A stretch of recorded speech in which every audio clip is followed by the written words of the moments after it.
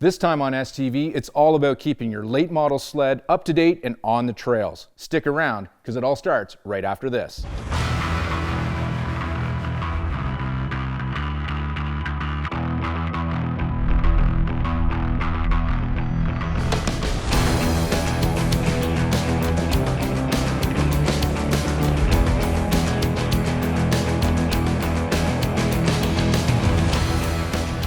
STV is brought to you by Zox Helmets, a clear view for every adventure.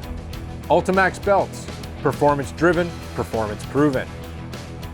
And by Best Western Hotels and Resorts.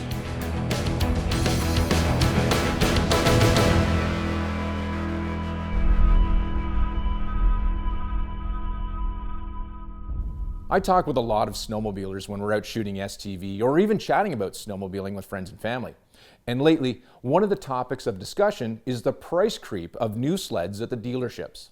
This is especially true after a season like we had last year, with the weather keeping many of us from hitting our seasonal goals of miles ridden. Then the conversation turns to the cost of traveling to the snow to find it, with expensive trucks and trailers, along with the fuel it takes to fill them up with. Then there's the food and accommodation prices, which are also on the rise. There is no question snowmobiling is expensive, particularly if you want to ride the latest and greatest sleds to the most exotic locations. Now, we can't turn the clock back to the crazy days of the early 90s, when the best sleds on the snow seemed to be more affordable for normal people. Fuel and travel costs were much cheaper, and snow, well, that stuff seemed to be more predictable as well. Nowadays, we can't do much about the weather, and fuel costs are what they are for whatever form of motorsport you're into. And then new sled prices, well, they've become staggering. Combine all of this with a bad snow season like last year, and you get the type of letters and rumors circulating on social media like we saw this past fall, with the financial troubles faced by the manufacturers, the aftermarket, and the dealers. It's not good, but I have hope. Hope because this isn't the first rodeo for the snowmobile industry over a bad year. This business has been faced with troubles like this before and survived. Now this time might be different. Things are definitely going to change. I mean, we're down to 3 manufacturers now after model year 2025, but the hope is that there's still a lot of people out there just riding snowmobiles.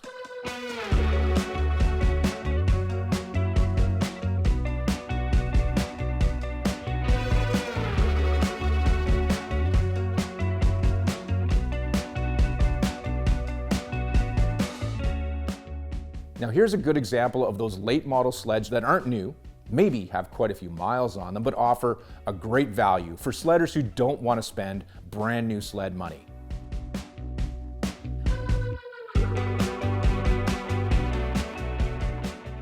This particular sled is owned by my partner Sarah, who refuses to come on the show and talk about it, so it's up to me to tell the story.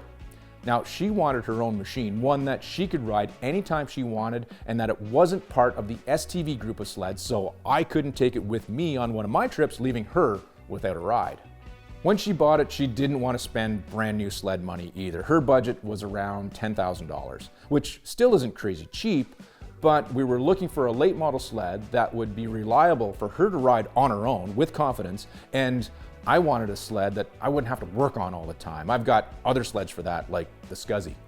So this is what we found, a 2018 Skidoo MXZX with the 850 two-stroke engine. Now Sarah's going to be going into her 3rd season with this sled, and it's now got 13,768 kilometers on the dial. And you know what? It's been a great machine for the money. Now we have done maintenance on the sled. It is older, and like any sled, even newer ones, you have to keep an eye on things like the slides, the skis, and the bearings. We've also updated the sled with some storage for the touring she does with the machine, and even added some bling with a brand new front bumper.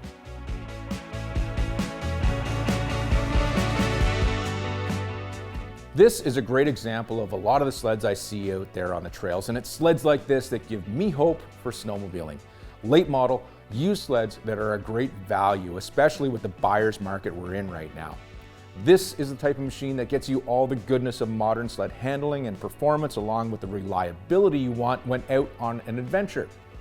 Now, it might take a little more to maintain and keep that reliability up on a machine like this, but if you put a little bit of effort into it, there's nothing wrong with planting your butt on a 5 to 10-year-old sled to go sledding. The important part is you're out there because we all know riding, that's pretty good.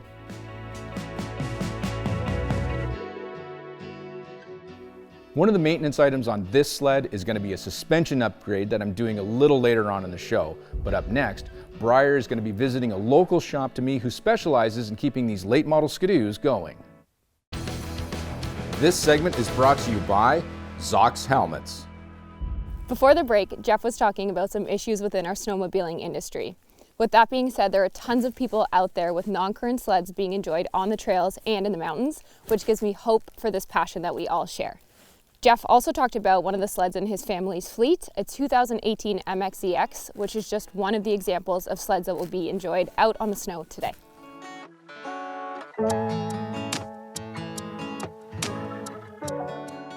Sleds like this are a perfect solution to work within a budget to go ride.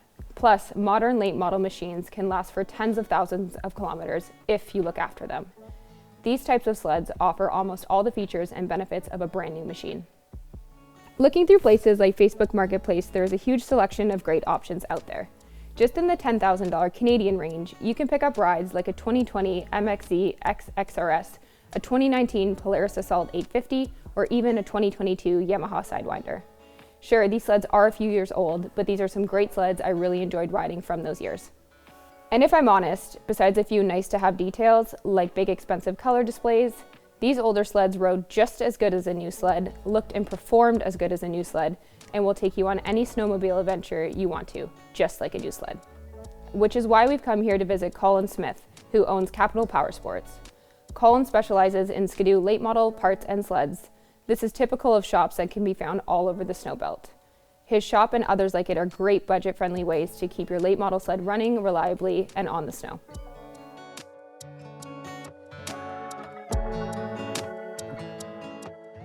Capital Power Sports basically started as a hobby for me. I've always really enjoyed riding snowmobiles. I've always been around machines, dirt bikes. I bought my first dirt bike when I was 14 years old. So I kind of quickly became the guy for friends to come to if they were looking to fix their machine, if they were looking to buy a machine and they weren't sure what to look for. And so very quickly, my friends, it became friends of friends, and on from there, where more and more people would come to me looking for a machine. So it kind of started as a hobby where I always enjoyed being around them, I enjoyed working on them, and it grew from there to the point where I was the guy in the area, and it turned into, a hobby gone wrong, turned into a business. And we didn't originally offer service work. It started out mostly just as selling machines and selling parts, but what we found is a lot of customers coming in, when they would buy a part, they wanted us to install it. So it turned into service work as well, and that kept growing and growing, and word of mouth spread. So we did become that one-stop shop where people could come buy a machine and the parts and have it serviced. We also found that a lot of people didn't want to be paying new prices for parts. So when somebody brings their machine to us for service, we're able to provide used parts. And generally speaking, we're about half the price of buying new. And with it being as expensive of a sport as it is, anywhere you can save money and get back out on the trails for a little bit less money is a win in our eyes. I find that you can get really good machines for less than half the price of a brand new one now. These G4s are a great example of it. So this is a 2019 900 Turbo. This machine was sold to our customer at the start of last season for well less than half the price of a brand new one. And he's had nothing but reliable service out of it. He's had no engine lights, it's been reliable, good on fuel, and it's still fairly current. It's still almost the newest generation in terms of suspension, etc. And you can get out on the trail for less than half the price of a new one. That leaves a lot of money for things like gear, for things like servicing, trail passes, insurance. So in my opinion, a good late model machine that's been thoroughly gone over and serviced is a great way to get out on the trail affordably. So every machine kind of has their strong points and their weak points. If we were to go back 10 years ago, Bombardier 800s, I couldn't keep engines on the shelf. They were grenades. Every single one I'd get my hands on would be sold almost immediately. Now with the shift to direct injection and 4-strokes, we're not selling nearly as many engines as we used to. Now it comes down more to driveline components. So these 900 turbos are making a lot of power. We see a lot of clutches going, more clutch issues. We see a lot of suspension related things. So it also depends on the year. When we have low snow years, we're selling a lot of wear components. So things like skis, tracks, suspension components. On good years where there's a lot of snow, it might be more like clutches, engines, or engine components. Plastics, if people are driving too fast and they roll it over. Often we're selling windshields, that kind of thing. So again, every machine's got its strong points and its weak points. Every brand has its strong points and weak points. And the nice thing in our business too is we do learn on the service side what to watch for, because if we have 20 emails on one certain part, we know that that's a common fail point for a certain machine. And when we get those machines in for service work, we know to check those components. If one of our clients has a tough weekend, finds a tree, blows an engine, we're able to get him back on the trails on a different machine immediately, and that's often an opportunity for us to part out that machine that came in. So generally speaking, we are parting complete machines. We very rarely deal in half machines or part lots, that kind of thing. Generally speaking, we're parting out complete machines that either have a blown engine or a wrecked tunnel or have been in an accident. Sometimes they're higher milers that just don't have really much value to sell complete. Occasionally we are parting a complete, nice, good to go ready machine if we have demand for the parts. If we need to put parts on the shelves, our focus is keeping our clients up and running. So sometimes we will part a complete good machine, unfortunately, but it's in the name of recycling, it's in the name of environmental sustainability. If we can keep those clients going without having to go out and buy brand new parts, manufacture brand new parts, in our eyes, that's a win. There's some great deals to be had on sleds around the $9,000–$10,000 mark, but if you have a little bit more to spend, the options are even better. But keep in mind, these are sleds without warranty, so you will have to be on top of maintenance to maintain reliability. This segment is brought to you by Best Western. Before the break, Bryar was visiting with Colin at Capital Power Sports, which is actually the place that we found this sled at. And like I mentioned earlier, by keeping up with basic maintenance, it's been a great machine for us. The next project on this sled is a suspension upgrade. With over 13,000 K on the clock, these original shocks are getting a little weak. Now, because it's a used machine, we don't know the complete history. They may have been rebuilt in the past. Don't know. I know I've never rebuilt them, so I'm kind of assuming they're original and have never been touched.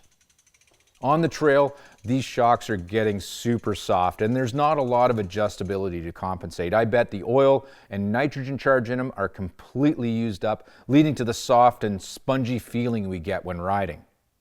The stock KYB shocks that come on the MXZ are pretty good and they can be rebuilt, so I'm not going to throw them away, but we're still going to upgrade the suspension on this beast with a set of Len Performance shock absorbers in all positions, up front on the skis and out back inside the track. The fully aluminum, CNC'd and anodized Len units come directly from the factory, fully assembled with new coil springs designed to work with the internal valving of the shock, which is both compression and rebound adjustable on the front ski shocks and on the rear arm of the rear suspension. Then on the front arm, the coilover is compression only. In addition to the quality craftsmanship of the Len Performance shocks, I like the fact that they haven't got a million clicks of adjustability. Instead, they have a 5-position click adjustment for both compression and rebound, which makes these shocks easier to tune. With only 5 clicks, each change is noticeable in the ride quality of the Len shocks so that you can feel it in the seat of your pants when riding, and you don't have to be a suspension nerd to optimize these units either. I'd suggest starting in the middle of the 5-position clickers and then adjust up and down from there to feel out how the shock reacts to changes. With a little practice, you'll be able to easily chase changing trail conditions to keep your sled handling the way you want it to.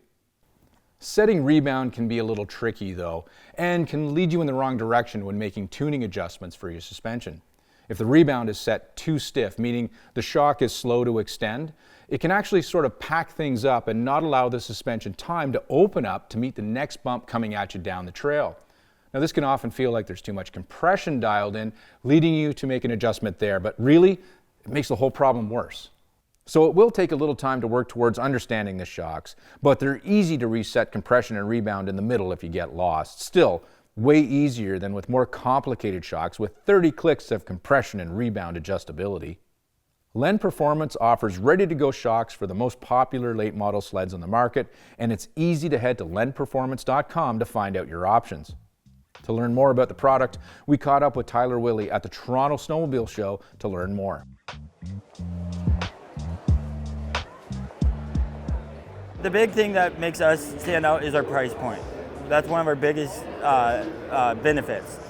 We are about 30 to 50% less than most other aftermarket reservoir shocks out there. We are proud of our 5-click compression on all snowmobile shocks, 5-click rebound on all of our ski shocks.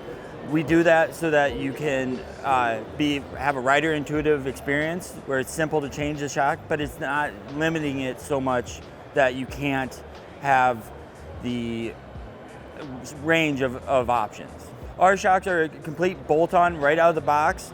One thing we say is that you should, once you get them bolted on, ride around your yard once, adjust your presets, and you should be good to go to hit the trails.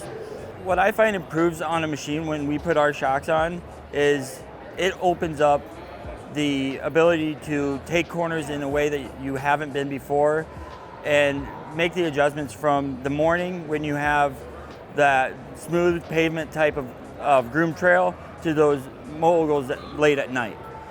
We can go from all those ranges with just that one set of shocks and never have a worry of, can I make the corner? Am I going to be able to get the traction I need? With these new shocks installed on the MXZ, this thing is going to be way more confidence-inspiring to ride. It's not going to feel all mushy anymore. And then with these lens shocks, this thing is going to be way more capable of dealing with those sucker bumps that we all know are out there waiting for us. A fresh suspension on any late model snowmobile will definitely breathe new life into its performance. Coming up after the break, I'm going to be showing Bryar some techniques on setting up a POV camera on a snowmobile. This segment is brought to you by Ultimax. Okay, Bryar, here's your lesson on POV action cams. Have you ever used something like this before? No. No? Well, they're pretty easy. I mean, it's pretty straightforward, but we do use them quite a bit on STVs, so now's your chance to learn. Perfect, I'm ready. So for me, when I'm setting up a shot, I'm thinking about an interesting frame, something that you don't normally see, riding along on your own machine or even somebody else's. So I'll move the camera around and look for that interesting frame. And one of the things I like is, watching the front suspension. So have it down here, looking back at the front suspension. Okay. Another one I really like is the camera way up here on the ski tip. It's a crazy, wicked, amazing angle for a snowmobile. You obviously need a very flat section of trail to do that, so the ski isn't banging around too much. Right. Or underneath the track. I mean, those are all great angles to have, and they really spice up a story pretty good. There's a few things I wanted to talk about. I know what it is next. Length of shot. Okay. And length of shot also helps keep the camera protected, because when you get it down in a place like this or stuck on the front suspension, if the camera was to ever fall off, it's probably going to get run over and a stud is going right into that lens, guaranteed it. So what I choose to do is, and what's I think a good practice, is you're looking for short shots. Ideally, you're probably looking for 10 or 15 seconds of gold. Okay. Anything after that, you're just wasting time, you're wasting battery, and you're wasting card space. But those short shots give you a chance to check the camera often to make sure that it's still in a safe spot. You don't have to be traveling fast, so don't go 100 miles an hour and try to send this thing through a big jump or a whip section to capture the front suspension moving. Again, you're looking for that moment in time. You can go slow. You can do it in your backyard. Find a lump or a bump, ride that suspension over that bump, push down on the handlebars and on the footwell if you want to get that action. And once you've got it, move on to the next shot. Okay. Again, it's a good practice just to do that. And then in between those shots, you can make sure the lens is clean, that the camera's safe, and you're moving on. What was the other thing I wanted to talk to you about? I have a question. You have a question? Yes. Okay. How can you prevent damage on something like this? There's no good way to prevent damage. A mount, choosing, once you find your location, a mount is probably your next challenge, but you want a good, robust mount. Insta360 sends along a really nice aluminum one that's nice and strong, so when you clamp this on, it's not going to fall off. Right. Again, you're not going fast, so hopefully that won't happen. The one that's kind of sketchy, though, is the suction cup mount. I can see why. They work, but sometimes they'll work for a while and then randomly fall off. And it does create kind of an interesting shot when it's rolling down the trail, but you do have a chance of causing some damage to something like this. I don't think I want to be that person. No, so don't do that. Okay. Next thing I wanted to talk about, I know, sled to sled. Okay. from shooting from one sled to another. We do that quite a bit. Okay, good And that's to going know. to be something you're going to have to do from time to time, especially on some of the destinations. Yep. What I like is mounting the camera completely sideways on the camera sled. I've used the spindle to mount it down here. I've used the ski tip. I've used the bumper, but have it hanging out a little bit. I've used the footwell to do that. And what you're looking for there is to completely, you don't want to see the camera sled, in my opinion. You want that camera floating down the trail like it's magic.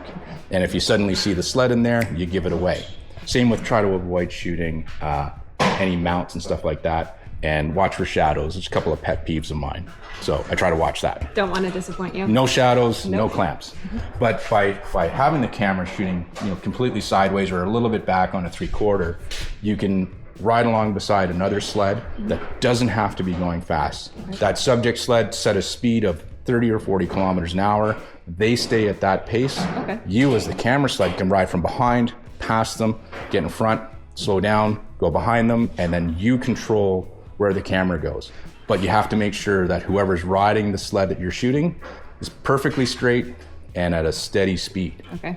The last thing, whenever you're using any of your action camera stuff, make sure you're doing it in a location that's super safe. Okay. Doing the sled to sled, you're looking for a flat section of trail that's straight, that's wide with great sight lines, because you are taking up quite a bit of the trail, so you want to be safe doing that. Because really, you don't want the last shot on one of these cameras to be a wreck. I think that would be bad. Very bad. No other questions? No. I pass the torch. Thank you. This is now a you problem, not a me problem. Cool. STV has been brought to you by Yamaha, revs your heart. The Toronto International Snowmobile, ATV, and Powersports Show. And by OSMMag.com, your digital source for everything snowmobiles.